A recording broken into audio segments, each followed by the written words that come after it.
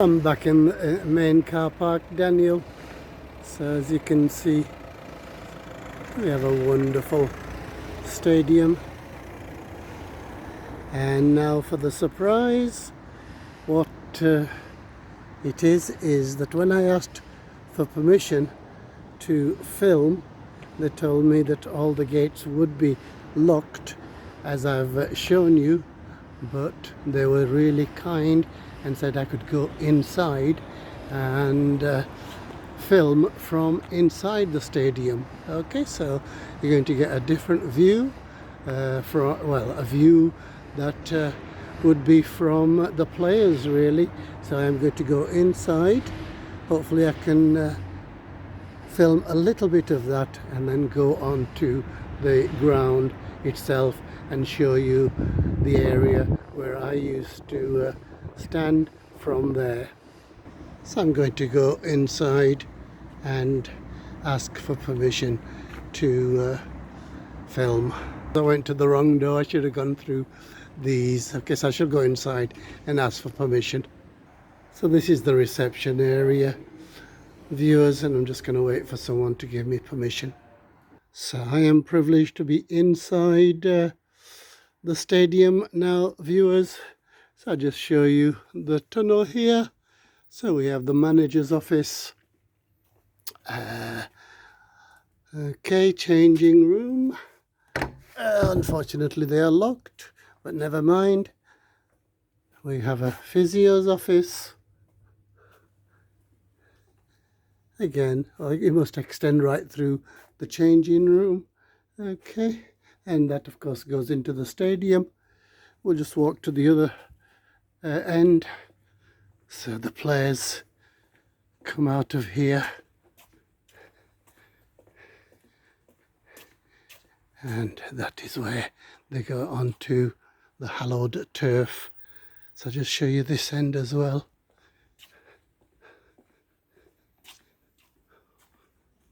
Oh, at least this room is open. So this is the away team. Presumably the other changing room will be just like this. So this is what a changing room looks like. Goodness me. There must have been some team talks and conversations in here. Okay, so some shower facilities for the teams. I'm sure the other changing room is exactly the same. Okay, I'm going to go onto the pitch now and show you the area. Okay, viewers, so when the players come out, so this is what is ahead of them. The Skircoat end over there, the north stand on that side. Nowadays, if I was to come and watch Halifax, I sit here. So as you can see, we have a splendid stadium, and just where those floodlights are and the greenery is where I used to stand.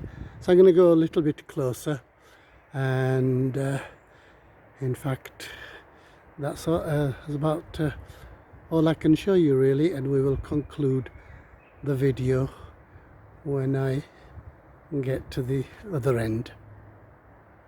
So I do hope you're enjoying the view of our wonderful Shay Stadium. So as you can see, there's hospitality boxes at the top, and also for the media people.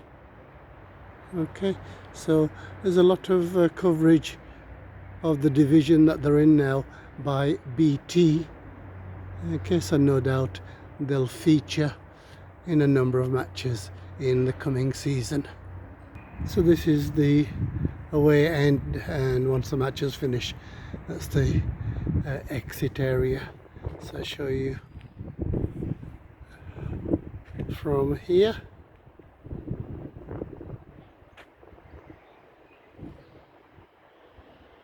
So this is the away end, viewers.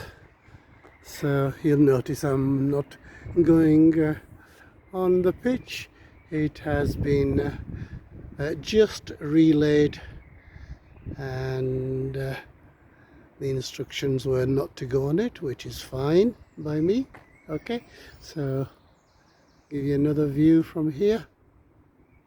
Okay viewers, so this overgrown area is where I used to stand. From here it extended all the way right up to there, and you could stand here. Okay, and of course it's next to the Skircoat road stand. So I'll see if I can go any further this way, otherwise I'll go back. I do like the north stand there and the seating area. So when this stadium is on cameras, of course it catches the Beacon Hill in the background as well. So as well as showing this, we get wonderful views of the flats and the Beacon Hills.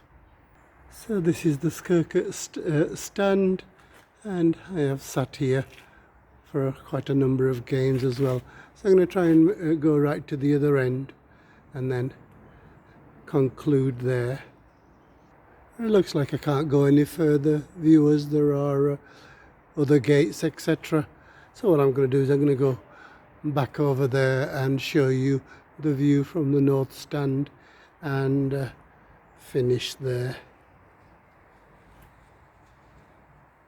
I've just stopped on the way to show you what shall we call it, trolley type thing that is for the various teams. This is obviously for the away team. That's so they turn it around and bring it out onto the pitch. So I'm making my way to the other stand, so I get my bearings a bit wrong. That is the south stand. So when I was outside, that's the area, as the car park. Okay, as I said, that in my time used to be an open air market, and just wait for this gentleman to go. So as you can see, this is the entrance for the home team. So as you can see, this is where the home team manager and sits during matches. So that is wheeled out further on, or I think it just gets turned around there. I think it's wheeled it out to here. So this is the home supporters stand, viewers.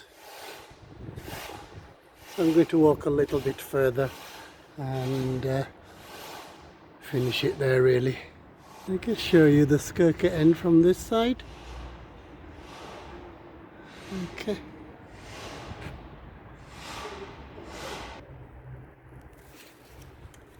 So we're almost at the end of the video, viewers.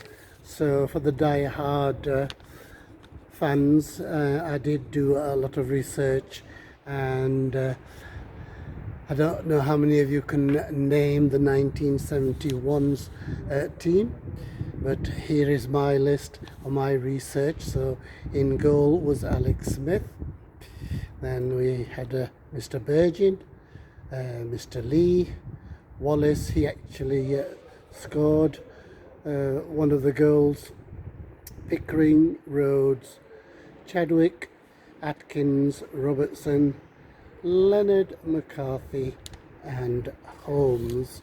Okay, so the competition that they beat, sorry, this was the squad for the team that beat Manchester United, and at that time the manager was George Kirby, Mr. Kirby Senior. So I should have mentioned substitutes: Briley, White, Verity and Ryder. And as I say, Manchester United was really star-studded, and 7 of these players actually played in the European Cup.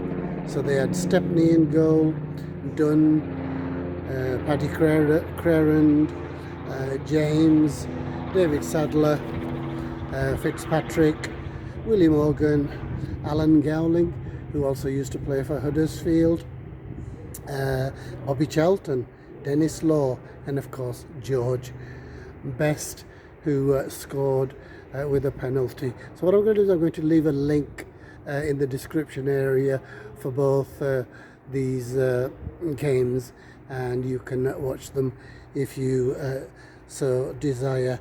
So there were a lot of famous substitutes as well for Manchester. Brian Kidd was here, John Aston, Ian Ewer, Sartori, Mr. Sartori, and who else was, so the manager was Franco Farrell, Jimmy Rimmer was a substitute, and that's about it.